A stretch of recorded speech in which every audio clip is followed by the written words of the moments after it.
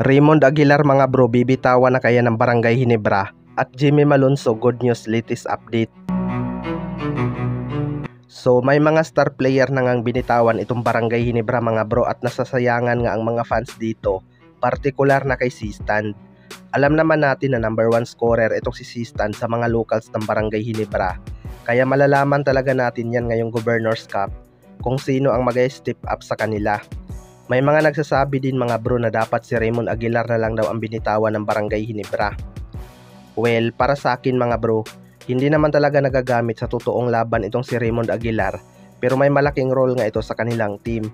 Para sa mga hindi nakakaalam, ito nga si Raymond Aguilar ang isa sa mga practice player ng Barangay Ginebra na tumutulong para mapalakas ang kanilang front court. Nakikipagpalitan talaga ito ng mukha sa kanilang practice. Mapalakas lang ang kanilang mga big man, kaya malabo itong bitawan ng Barangay Ginebra, lalo na ngayon mga bro, na kailangan nilang palakasin sa banggaan sina Bin Adamos at Aisa Akgo. Malaking tulong nga itong si Raymond Aguilar sa kanilang team practice.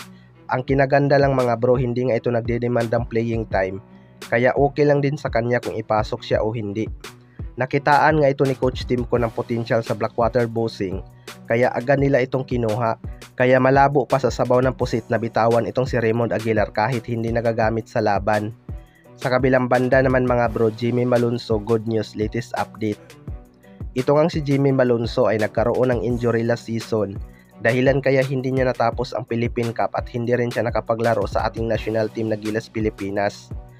Alam naman natin kung gaano kalaki ang impact ni Jimmy Malonzo sa Barangay Ginebra mga bro. Yung kanyang impact sa depensa talaga ang isa sa mga nawala noong na-injured. Gustong gusto na nga daw nitong si Jimmy Malonzo maglaro sa Barangay Ginebra ngayong Governors Cup. Ayon nga sa source mga bro ay good news nga daw dahil nakaka-recover na sa injury itong si Jimmy Malonzo. Kunting pahinga na lang ay makakabalik na nga ito sa court. Baka sa kalagitnaan ng Governors Cup nga daw ay makakapaglaro na ulit ito sa Barangay Ginebra. Well, para sa akin mga bro, magandang balita nga kapag nakabalik na ulit itong si Jimmy Malonzo dahil matagal na rin itong hinihintay ng mga fans. Mas exciting ang panoorin ang Barangay Ginebra kapag nandyan si Jimmy Malonzo, lalo na ngayong mayroon silang bagong point guard na magaling. Siguradong marami talaga sanang highlights na magagawa itong si Jimmy Malonzo galing sa mga pasa ni RJ Abarrientos. Alam naman natin kung gaano kagaling pumasa itong si RJ Abarrientos. Siguradong kaabang-abang talaga ang magiging tandem nilang dalawa sa transition mga bro. Kaya sana makarecover na agad itong si Jimmy Malonzo sa kanyang injury mga bro, para makakita na ulit tayo ng mga malulupit na highlights. Kaya abangan na lang natin kung kailan ito pwedeng maglaro. Kayo mga bro, ano masasabi nyo tungkol dito?